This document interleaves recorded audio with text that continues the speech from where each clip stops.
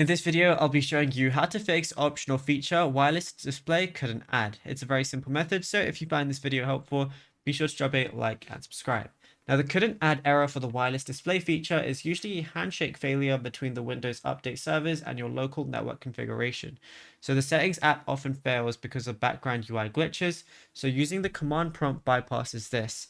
So what you want to do is type in cmd on search and then go over to run as administrator.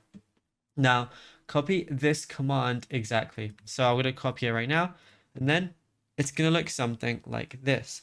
Now, press enter.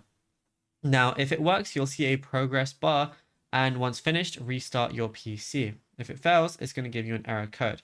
Now, Windows will block optional features downloads if it thinks you're on a data limited connection.